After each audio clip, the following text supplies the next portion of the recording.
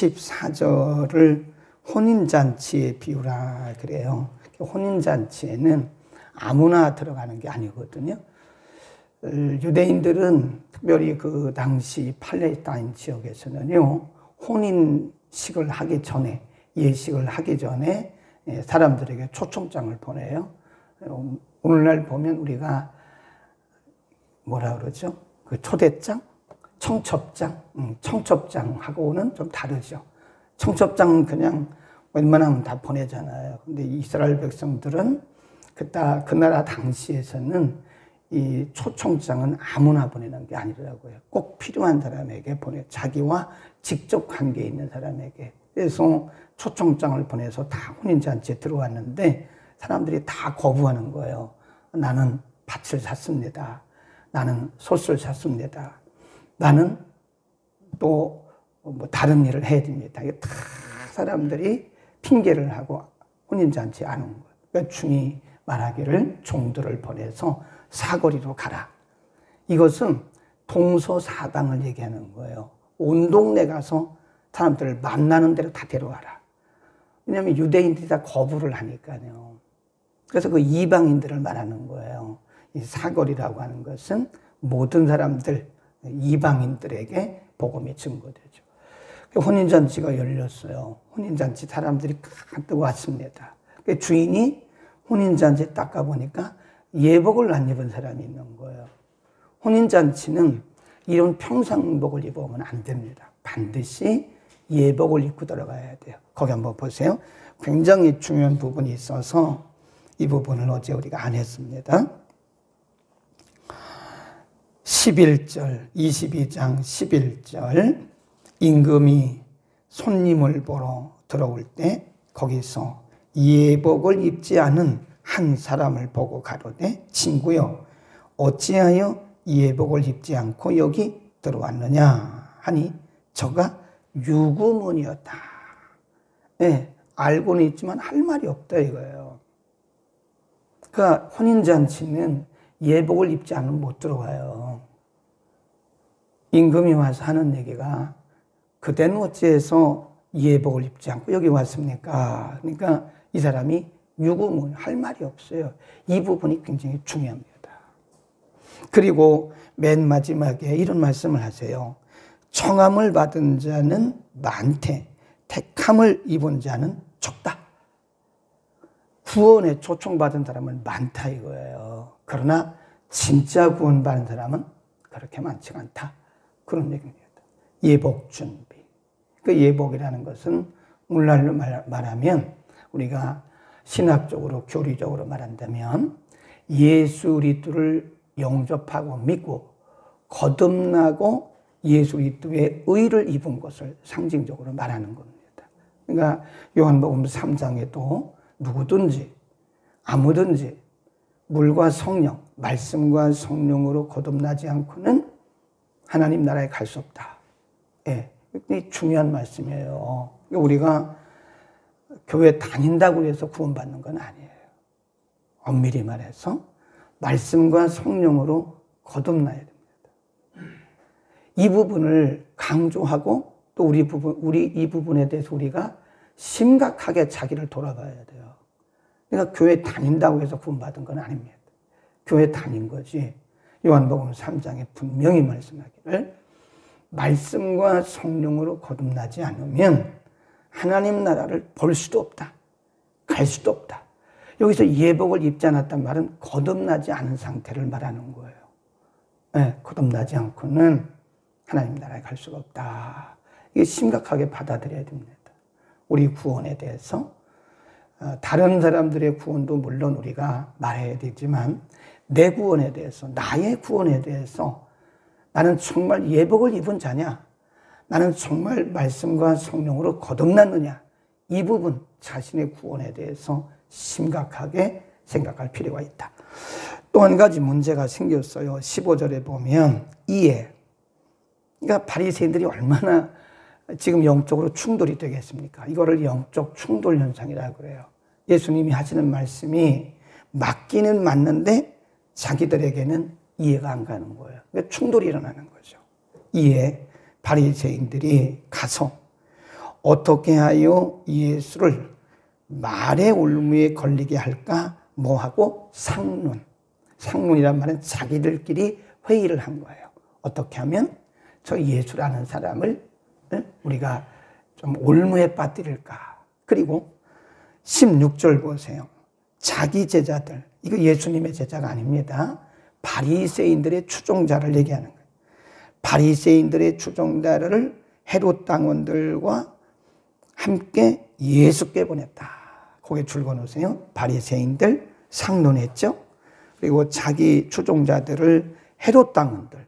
그러니까 지금 바리새인들의 추종자들과 헤롯 당원들. 원래 바리새인들과 헤롯 당원은 원래 원수지간이에요. 원래는. 그런데 이런 일에는 하나가 돼요. 잘 보셔야 된다니까요. 이 성경의 배경을 모르면 이런 부분들을 그냥 넘어갑니다. 그냥 무슨 얘기인지 모르고. 바리새인들, 그리고 바리새인의 추종자들, 또 누구예요? 헤롯 당원들. 헤롯은 그 당시에 분봉왕이에요.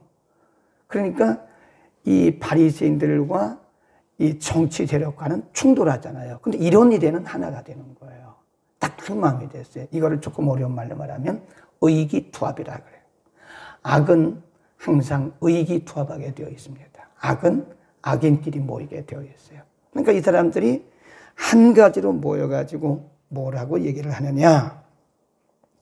예수께 보내어 말하되 선생님이여 우리가 아노니 당신은 참되시고 참으로서 하나님의 도를 가르치며 아무도 꺼리끼는 일이 없으시니 이는 사람을 왜 물어보지 아니하십니다. 줄거 놓읍시다. 당신은부터 하심이니까 줄을 쫙 꺼놓으세요. 맞는 얘기예요. 맞는 얘기라니까요. 그러니까 때로는 하나님은 악인들도 쓰세요. 악인들. 악한 사람들을 통해서 진리를 말했어요. 지금 자기들은 안 믿어요.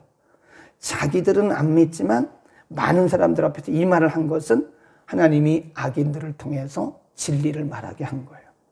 네. 그러니까 진리를 말하는 것과 진리를 믿는 것은 다릅니다. 분명히 달라요. 그 사람이 진리를 옳은 말을 했다고 해서 그 사람이 그걸 믿는 건 아니에요. 말은 할 수 있어요. 얼마든지. 네. 욥의 친구들 보세요. 욥의 친구들이 다 맞는 말을 했어요. 그런데 욥에게 상처가 되는 말이었어요. 그러니까 지금 예수님께 와서 하는 이 사람들의 말이 틀린 말이 아니에요.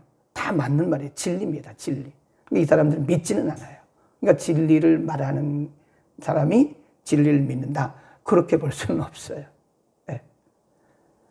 진리를 말하도록 하나님께서 그 악인들을 쓰신 거예요. 그러니까 하나님이 때로는 악인들을 통해서 하나님을 이렇게 드러내실 때도 있어요. 그러니까 하나님이시죠. 하나님은 다 쓰시는 거예요. 다 선용하시는 거예요. 악인도 선용하시는 거예요. 근데 그 악인들이 구원받았다고 말할 수는 없어요. 그러니까 우리가 보면 쓰임받고 구원받고, 다시 말해서 구원받고 쓰임받는 사람이 있고 어떤 사람은 구원과 상관없이 쓰임받는 사람이 있어요. 많아요. 성경에 보면 블레셋. 그 사람들 구원받은 사람 아니잖아요. 근데 하나님이 이스라엘 백성들을 징계하실 때 블레셋을 쓰셨어요. 아수르, 애국, 바벨론. 하나님 쓰셨어요. 그러나 그들이 구원과는 상관없는 거예요. 이 사람들이 한 말은 맞아요. 근데 이 사람들이 믿은 건 아니다. 그래 보시고요. 하나님은 때로 악인들도 쓰십니다. 이렇게 말씀했어요. 18절에 보면 이렇게 사는 이들의 모습을 보시고 악하구나.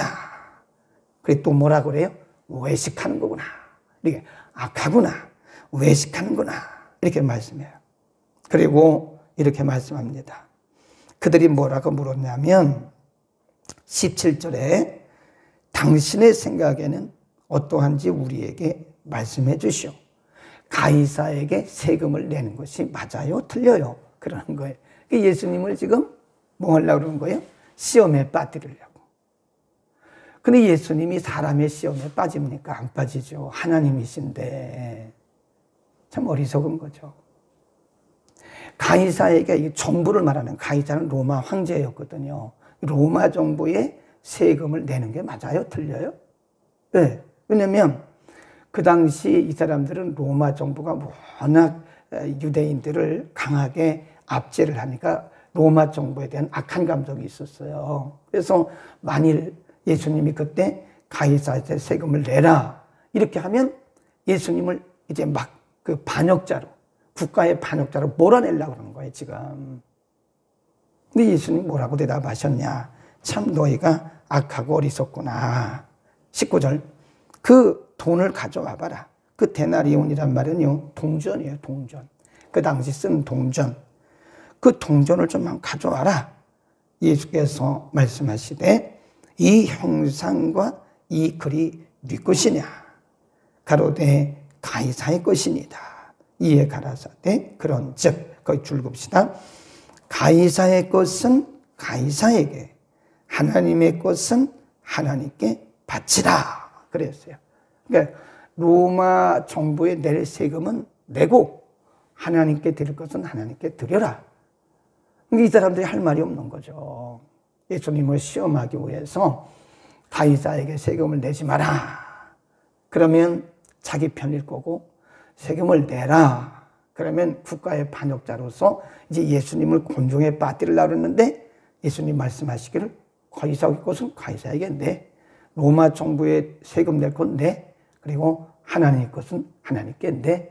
이런 말씀했어요. 그러니까 이 바리새인들과 헤롯 당원들은 예수님을 시험하기 위해서 왔지만 사실은 예수님은 그 기회를 복음을 가르치는 기회로 삼은 거예요. 그게 우리 크리스찬의 모습이어야 됩니다. 우리 크리스찬들은 사람들이 우리에게 어떤 얼토당토하는 말을 해도 그거를 이 반대로 복음 전하는 기회로 삼아요. 쉽지 않죠. 얼토당토한 말을 하면 사람이 상처받고 기분 나쁜데 그렇게 할 수 있겠어요. 그러나 한 단계 이제 뛰어넘어야 돼. 그래서 얼토당토하는 말을 할 때는 그거를 오히려 복음 전하는 기회로 삼아야 된다. 예수님이 그들에게 그거 보여봐. 그래서 로마에 낼 세금은 로마에 내. 국가에 낼 세금은 국가에 내라고. 그리고 하나님의 것은 하나님께 드려. 이렇게 말해요. 이 두 가지 의미가 있습니다. 첫 번째 의미는 하나님의 것과 가이사의 것을 구분하라. 그런 뜻입니다. 네. 세금 냈다고 해서 11조 안 내면 안 되죠. 구분하라는 거예요. 하나님의 것과 또 세상에 낼 것은 구분하라. 또 하나님께 11조 했으니까 나는 세금 안 냅니다. 이것도 안 내야 되는 거죠.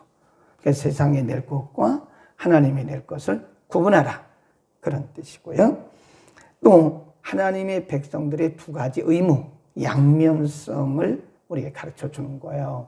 그래서 우리는 이거를 요한 칼빈이라고 하는 신학자는 뭐라고 그랬냐면 두 왕국, 우리는 두 왕국에 살고 있다.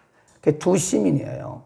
대한민국의 국민이고 서울 시민인 동시에 천국 시민이란 말이에요. 그래서 이 땅에 살고 있는 동안에는 이 땅의 법을 지켜야 돼요. 네. 시민의식을 가지고 철저하게 이 땅의 법을 지켜야 됩니다. 성경은 그것을 분명하게 말씀해요. 그리고 하나님의 백성이기 때문에 하나님께 드릴 것은 분명히 하나님께 드리고 또 하나님 나라의 시민으로서 그런 의식을 가지고 살아야 된다는 거예요. 그러니까 두 왕국입니다. 하나님 나라 또 이 세상 왕국. 그래서 이 세상은 비록 나그네이지만 우리가 영원히 거할 것은 아니잖아요. 그러나 우리가 이 땅에 발을 딛고 사는 동안, 몸을 두고 사는 동안에는 이 땅에 뭘 지켜야 돼요? 규칙을 지켜야 돼요. 법을 지켜야 됩니다. 그러니까 우리가 기도 많이 한다고 해서 믿음을 좋다고 해서 성경을 많이 안다고 해서 이 세상의 법을 무시하는 것은 그건 불법이에요. 그건 온전한 크리스찬이 아닙니다. 제 말이 아니죠. 로마서 13장을 펴보세요. 로마서 13장에 분명히 말씀했어요. 로마서 13장 1절부터 7절인데요.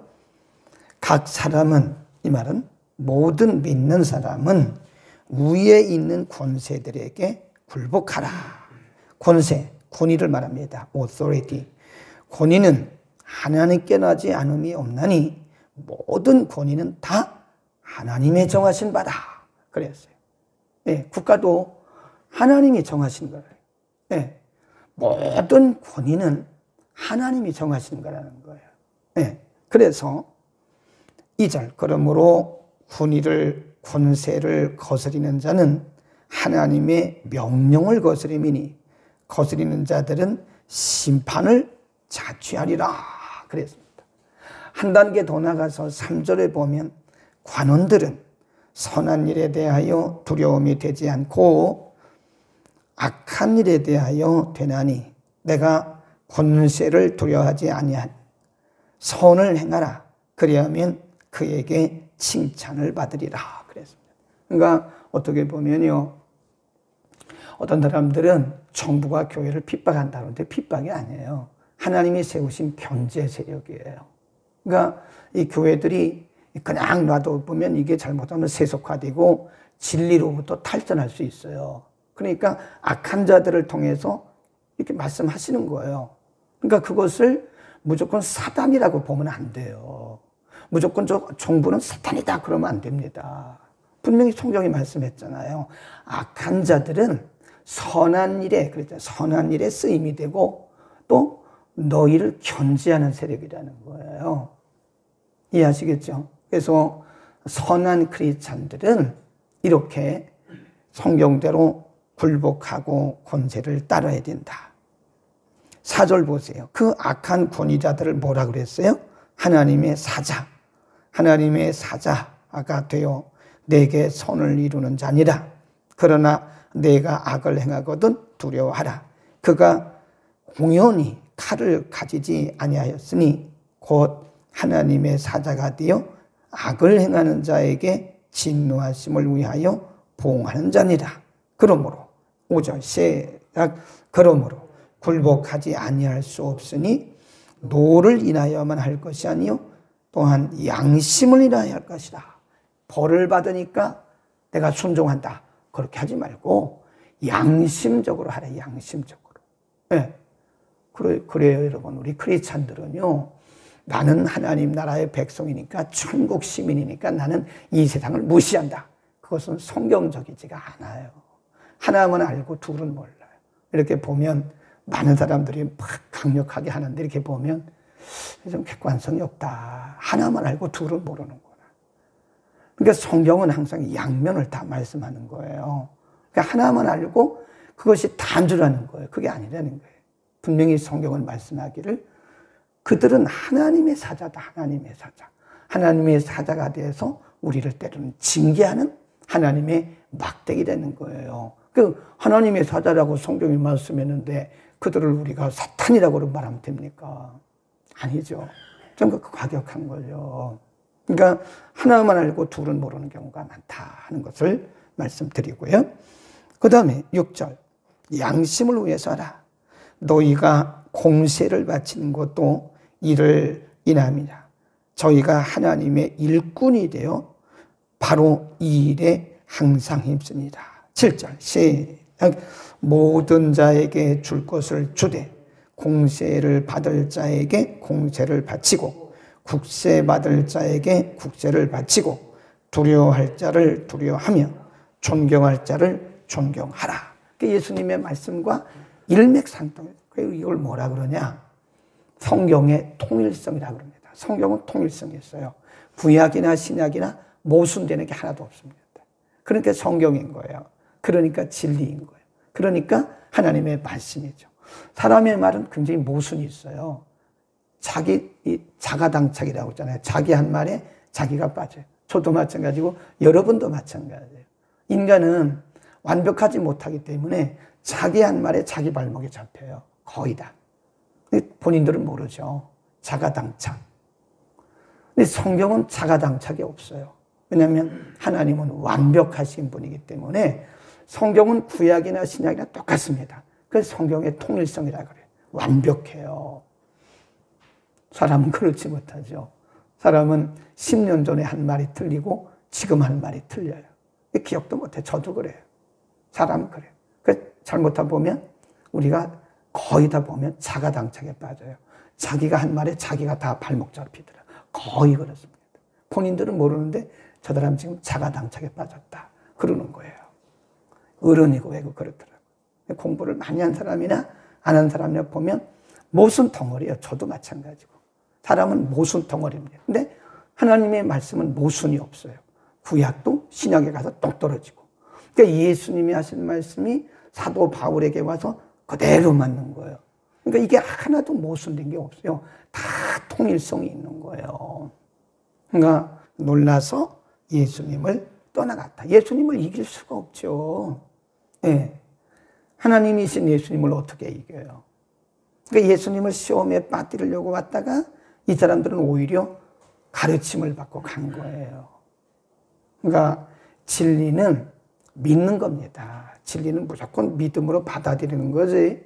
진리를 가지고 논쟁하면 안 돼요. 사도 바울도 논쟁하지 마라 그랬습니다.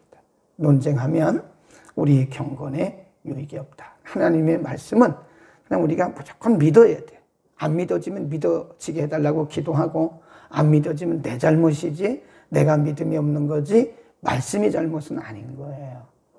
우리는 오늘 예수님께서 예수님을 시험하기 위해서 심지어는 바리새인들이 자기들끼리 상론하고 또 자기의 추종자들과 헤롯 당원들을 이렇게 의기투합해가지고 진리를 반역하려고 왔지만 진리는 결코 반역할 수 있는 것은 아니다. 진리는 완벽하기 때문에 믿고 가는 것이다. 아멘. 기도하겠습니다. 거룩하신 우리 아버지, 오늘 천국 시민의 삶에 대해서 가르쳐 주셨고, 특별히 혼인잔치 비유를 통해서 예복을 입지 않고 잔치에 참여한 사람에 대해서 그를 밖으로 내어 쫓으라고 말씀하시고, 또 임금이 그에게 말하기를 어찌하여 그대는 예복을 입지 않고 잔치에 참여했느냐고 말하는 그 모습이 곧 우리 각자를 향하신 하나님의 귀한 말씀이 되게 하옵소서. 청함을 받은 사람은 많지만 택함을 받은 사람은 적다고 말씀하신 우리 주님, 많은 사람들이 예수를 믿겠다고 나오지만 분명히 말씀하시기를 말씀과 성령으로 거듭나지 않고는, 예복을 입지 않고는 하나님 나라에 들어갈 수가 없다고 말씀했습니다. 하나님, 우리 자신의 구원에 대해서 심각하게 다시 한번 생각해 보는 시간 되게 하시고, 또 가이사의 것은 가이사에게, 하나님의 것은 하나님께 바치라고 말씀하신 주님, 오늘도 우리는 천국 시민으로서 또는 이 땅을 살아가는 국민과 시민으로서 우리가 우리의 맡겨진 일들, 우리에게 부과된 일들 잘 감당하고 있는지, 우리가 이왕이면 모범적인 본이 되는 하나님의 백성들로 이 땅에서도 살아갈 수 있게 하옵소서. 진리는 언제나 통일성이 있기 때문에 구약과 신약을 보듯이 우리의 삶도 양면을 다 봐야 되는 것을 압니다. 바리새인들처럼 자가당착의 모순에 스스로 빠지지 않도록 우리들에게 객관적으로 양면을 다 볼 수 있는, 진리의 양면을 다 볼 수 있는 믿음과 안목을 우리 모두에게 허락하여 주옵소서. 오늘 거룩한 주일입니다.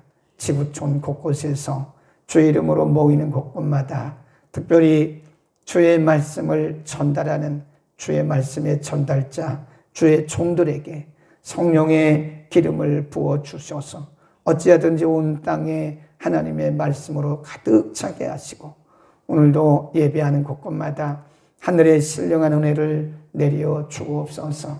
이전에서 드린 예배, 유치부, 유년부, 중고등부, 청년, 대학부, 11시 예배, 밤 7시 예배, 영어 예배 이르기까지 모든 예배마다 하나님 친히 영광 받아 주옵소서. 예수 그리스도의 이름으로 기도드립니다. 아멘.